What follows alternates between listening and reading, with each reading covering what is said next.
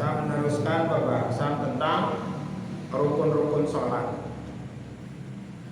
Jadi rukun sholat itu jumlahnya ada 17. Yang pertama adalah niat dengan menggunakan hati. Yang kedua takbiratul ihram. Yang ketiga berdiri bagi yang mampu di sholat fardu. Yang keempat sekarang Ar-rabi'u qira'atul fatihati bil basmalati wa tasdidati wa muwalatiha wa tartibiha wa ikhrajil hurufi min makharijiha wa adamil lahnil mukhilli bil makna wa yahrumu al-lahnu alladhi lam yukhilla wa la yabtulu. Rukun sholat yang keempat adalah membaca surat Fatihah. Ini rukun yang keempat ini membaca surat Fatihah termasuk dari rukun-rukun qauli, yang rukun yang berbentuk ucapan, rukun yang harus dilaksanakan oleh lisan, makanya harus diucapkan ya. Ini diantara syarat-syaratnya yang disebutkan di dalam kitab Sulamut Taufik. Ketika kita mau membaca surat Fatihah, yang pertama dimulai dari Bismillahirrahmanirrahim.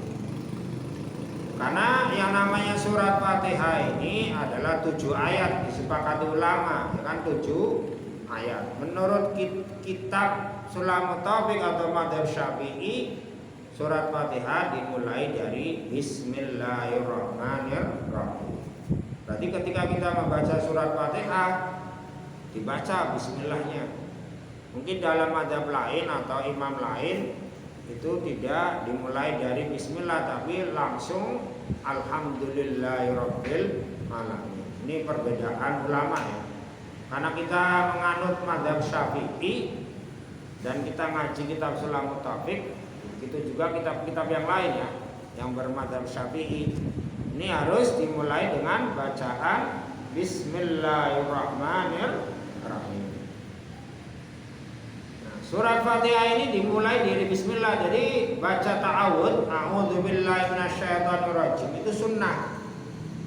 Nah, ini ta'awud ini sunnah.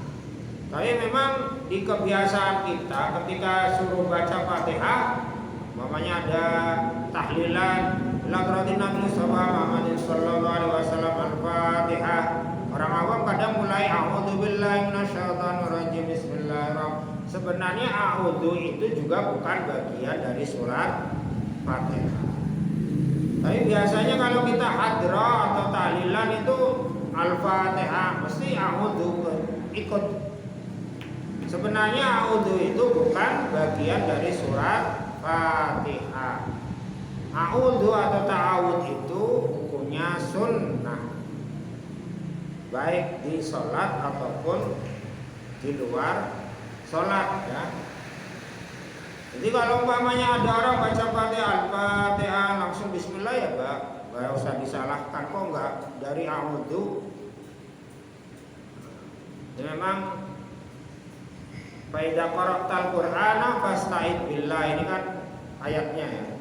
Perintah untuk ketika kita membaca Al-Qur'an. Sebenarnya keseluruhan ya.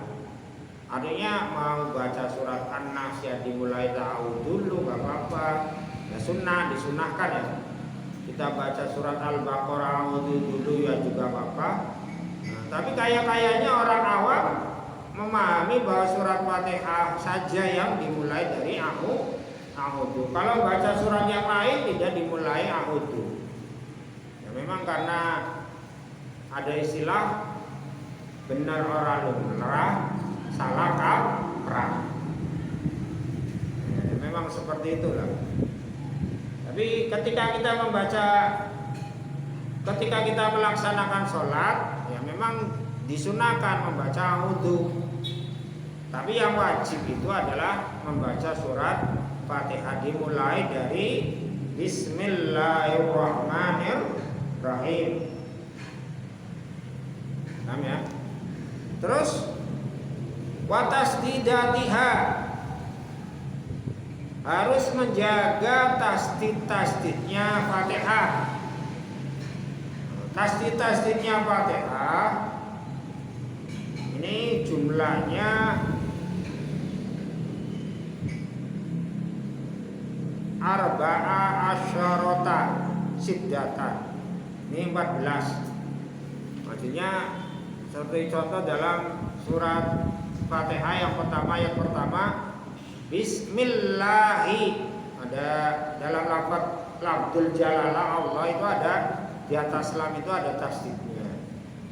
Bismillahi, dimulai dari lagi Ar-Rahman, Bismillahirrahmanirrahim. Ini sudah satu ayat itu ada 3. Ini kita harus jaga baca Fatihah, ayat-ayatnya ada tasdid. Kenapa harus dijaga? Tasdid itu sebenarnya adalah huruf yang double, huruf ganda. Hurufnya ada 2. Yang pertama mati, yang kedua hidup. Kalau salah satunya dibuang, artinya tidak dibaca tasdid, berarti ada huruf Fatihah yang tidak terbaca. Kalau tidak terbaca berarti baca surat Fatihahnya tidak sah, tidak benar. Kalau tidak benar berarti sholatnya juga tidak benar. Wa muwalatiha, dan harus menjaga muwalahnya Fatihah.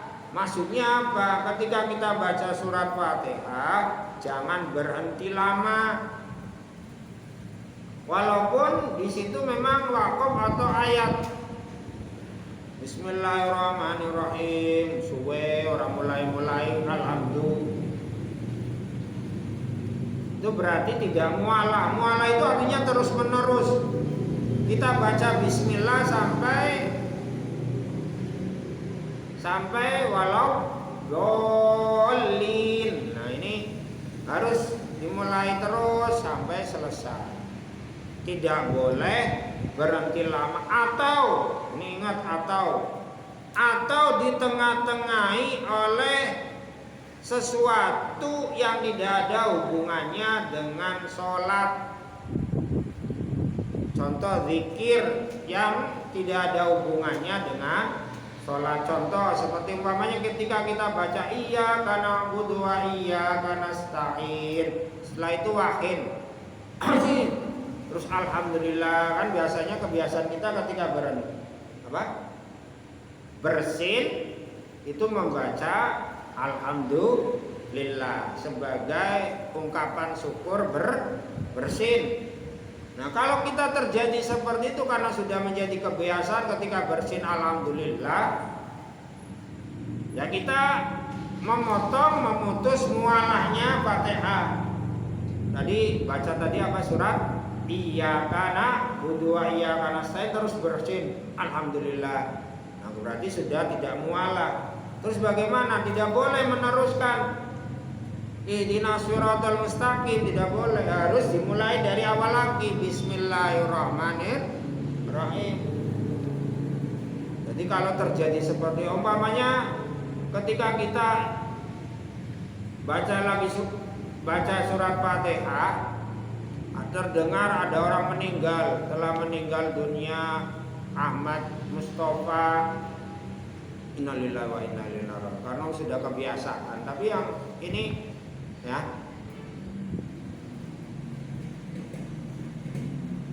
nah ini atau apalah ya, karena sudah kebiasaan kan lupa, ya kan? Lupa. Atau memang kita orang yang biasa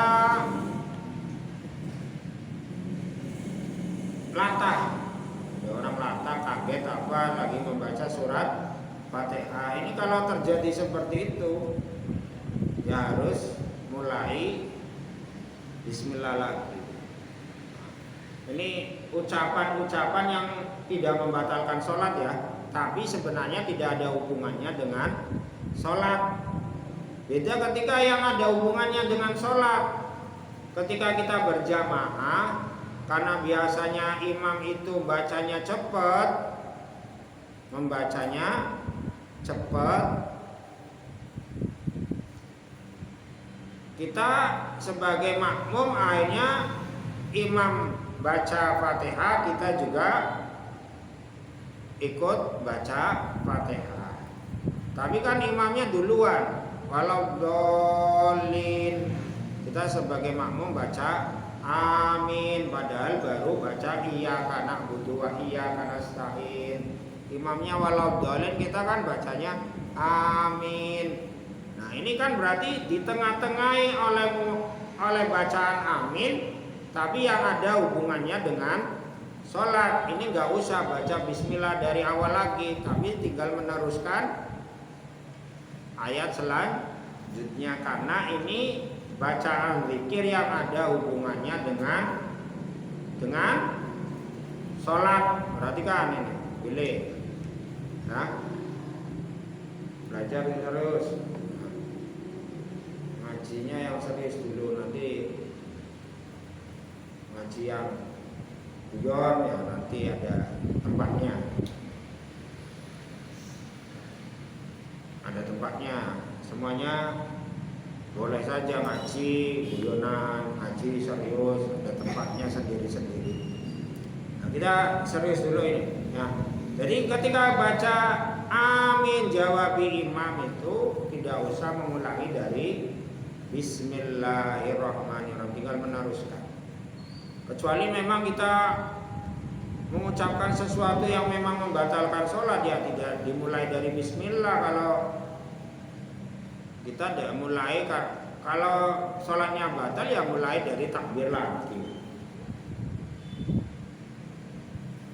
Ini tadi ya, membaca sesuatu yang tidak membatalkan sholat, yang ada hubungannya dengan sholat ya, yang ada hubungannya. Ini nanti ketika kita baca Fatihah di tengah-tengah itu tinggal meneruskan. Tapi kalau tidak ada hubungannya dengan sholat, ya harus mengulang dari awal lagi, karena memutus mualahnya Fatihah.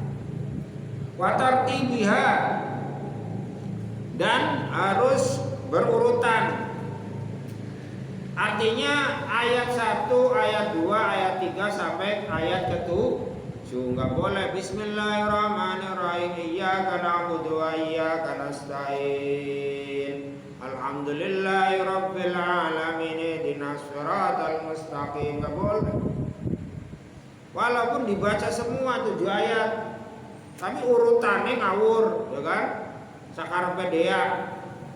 Bismillahirrahmanirrahim ghairil maghdubi alaihim waladdallin alhamdulillahirabbil alamin iyyaka na'budu wa iyyaka nasta'in arrahmanir rahim ihdinas siratal mustaqim.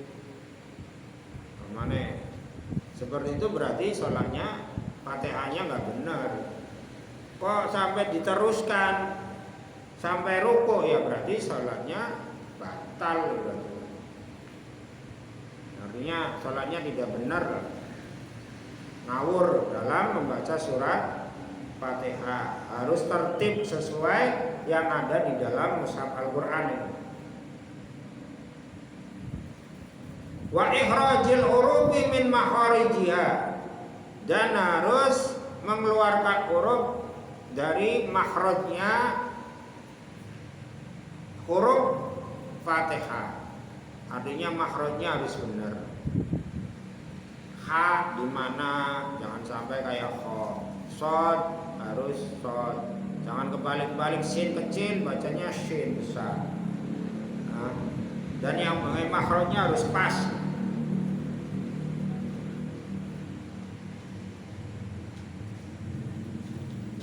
Wa adamil lahnil mukhilli bil makna, dan tidak boleh ada lahan itu bacaan salah yang bisa menyebabkan merubah makna.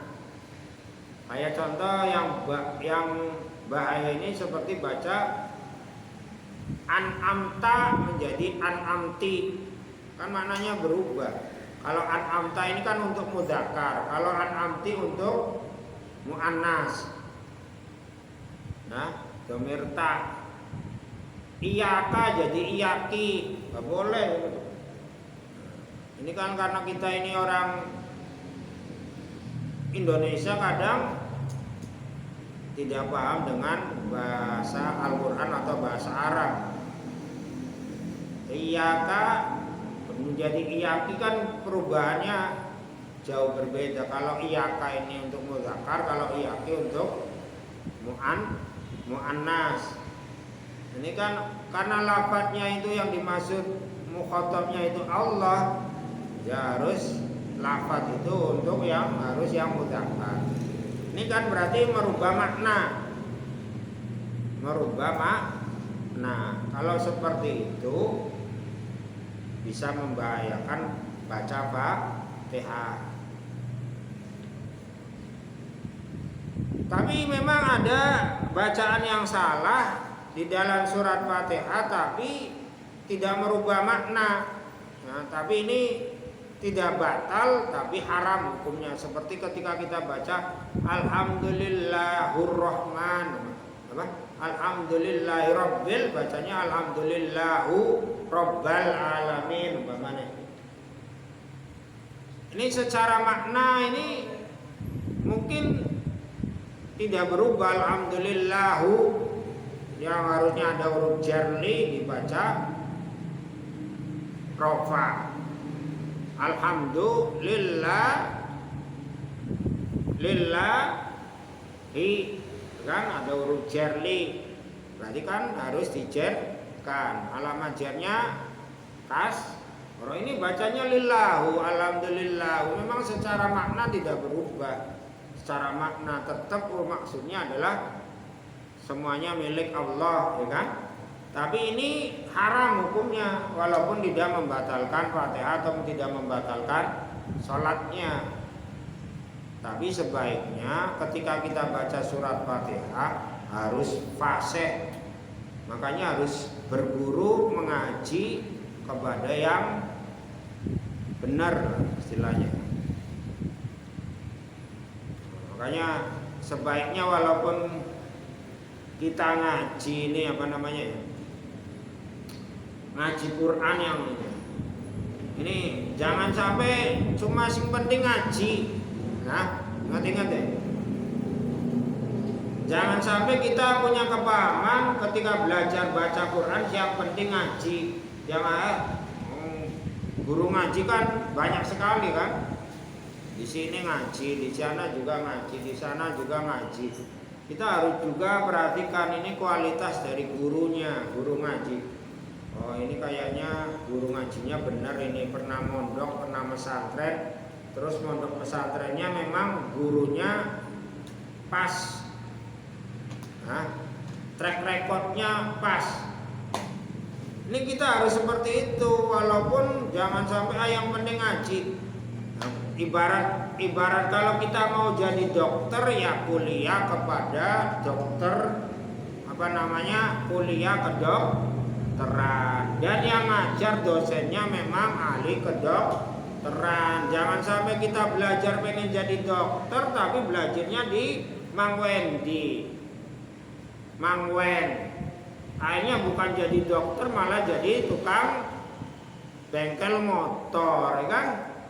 Begitu juga dalam ngaji Quran. Oh, ini gurunya nggak benar ini, ya jangan ngaji ke situ, malah salah akhirnya.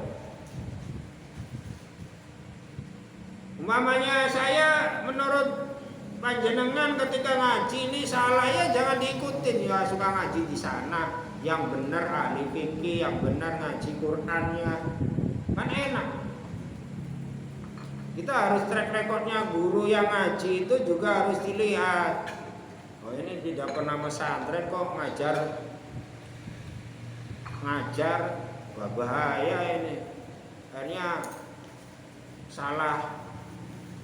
salah kejadian, malpraktek ibaratnya. Kalau kayaknya guru ngaji kan gak ada masalah, kayaknya aman-aman saja. Tapi kalau bakal urusan kedokteran kan bahasanya ada malpraktek, salah praktek, salah suntik saja bahaya. Begitu juga dengan guru ngaji. kan? Kita harus tahu track recordnya. Jadi ketika kita belajar ngaji Quran, lihat gurunya benar enggak. Oh, kadang saja gurunya benar, bacaannya fase, tapi karena tidak punya metodologi cara mengajar yang benar, juga akhirnya menghasilkan murid yang tidak benar. Sebenarnya gurunya benar fase, baca Qurannya fase. Dia juga punya sanad kempek atau buntet atau qiraati atau yang lain, tapi karena tidak punya cara mengajarnya kurang beres, akhirnya juga menghasilkan murid atau alumni murid itu yang tidak beres. Pertama dalam membaca Quran, kenapa harus benar? Karena supaya ketika kita baca surat Fatihah di dalam sholat benar, ya kan? Karena kalau tidak benar berarti sholatnya tidak sah. Saya kan sudah hataman, ya ada hataman, tapi kualitas baca Qurannya kurang beres, ya bahaya. Ini perlu diperhatikan ya dalam belajar ngaji Quran, yang urusannya ketika nanti membaca Fatihah atau rukun-rukun qauli di dalam sholat.